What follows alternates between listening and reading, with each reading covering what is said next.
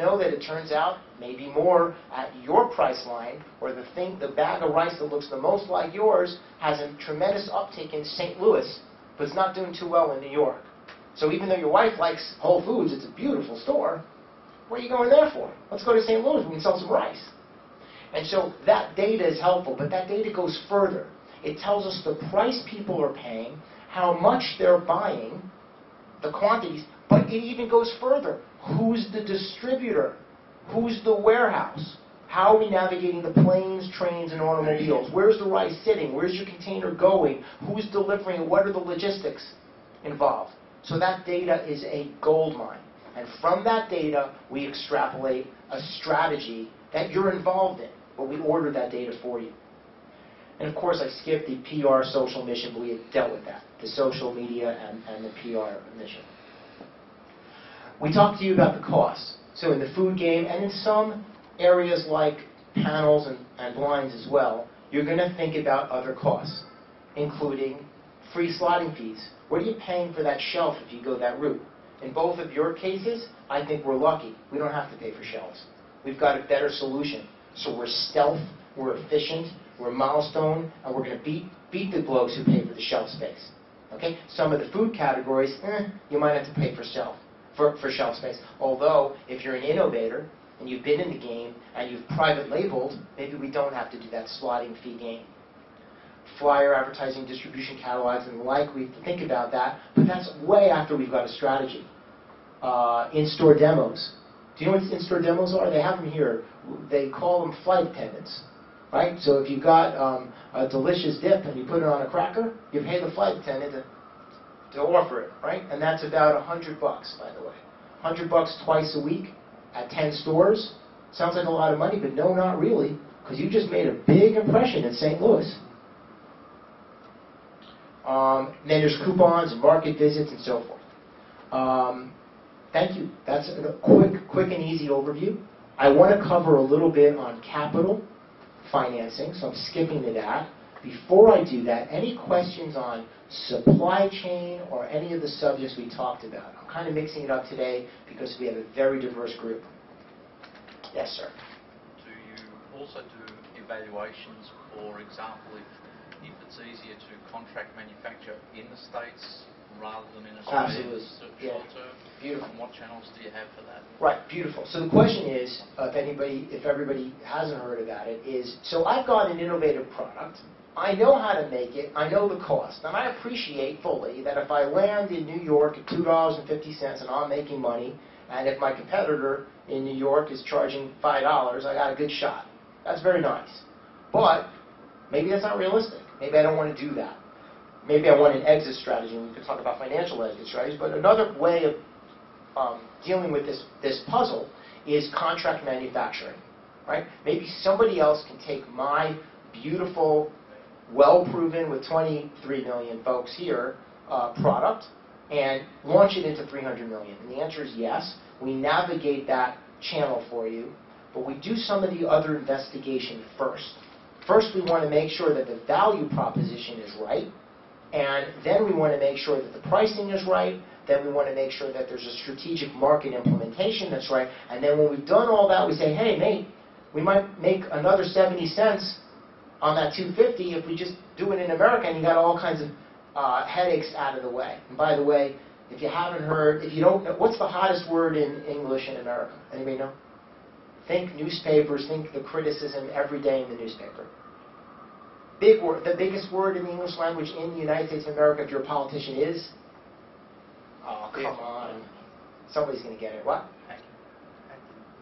If you're a politician, what are you talking about that you're going to get in America for people to be happy? Votes. To get the votes, what do you got to get in America right now? Hey, Harry got it. I knew he wouldn't let me down. Jobs. That's the big word.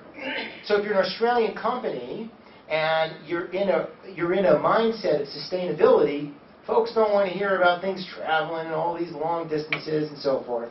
But if you create jobs for Americans, like the integrator and the guy who's going to install Anthony's blinds, like the young man or woman who's going to bring Tony's panels into shipyards, you guys are Australian-American heroes. You're Christopher Reeve with the cape in America right now. if you're creating jobs in the United States of America. So the point is, yes, we contract manufacture, we look into that. We navigate that for you, we make it easy for you. But it gets better. You met Lev. Lev's a lawyer. So technical due diligence, governance, and also the ultimate licensing agreement. So even if I've got a service, whether it's Bounce that has a great name, logo, value proposition, am I really going to go there? No, maybe we license it out. Maybe we find someone who's in that space and do a licensing agreement. And by the way, more often than not, we do cross-licensing.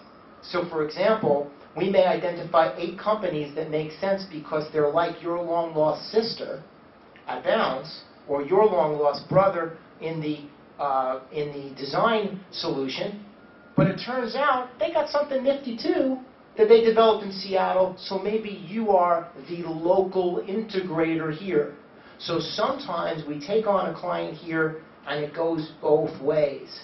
So that very concept of licensing, perpetual licensing, or contract manufacturing ends up giving you an opportunity to bring something here. We've had more than a few clients who've gone to America, did the food show, and came back importing to Australia somebody else's product. Gary's an expert at that. And it's a lot of fun, too.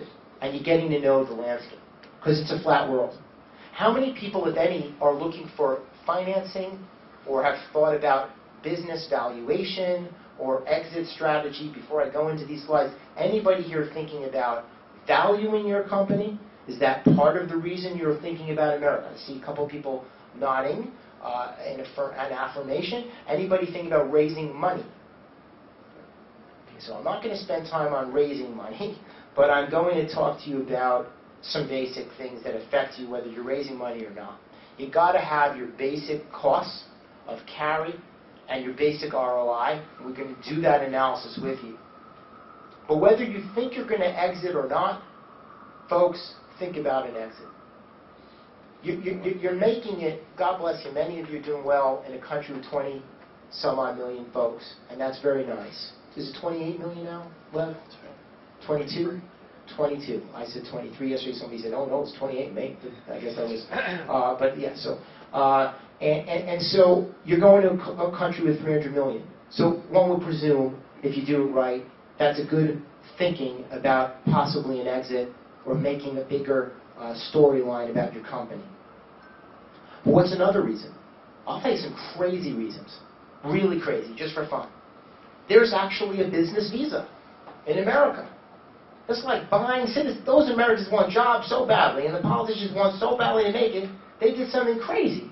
It used to be $1 million was the foreign investment requirement for a business visa. You know what the number is now? 500,000. They cut it in half. They're so hungry. So for $500,000, you got this brother-in-law, son-in-law, let's call him a son-in-law that you really don't like. Move him over to New York. $500,000 is not a big investment. I'm not kidding. There's nothing wrong with saying, I want to go to America. I got that son-in-law. Let him be. He didn't do too much for me. Let's get rid of the guy. But very seriously, that's a reason. You might want to look into America. Nothing wrong with that. Flatter world, bigger consumer economy with all its problems.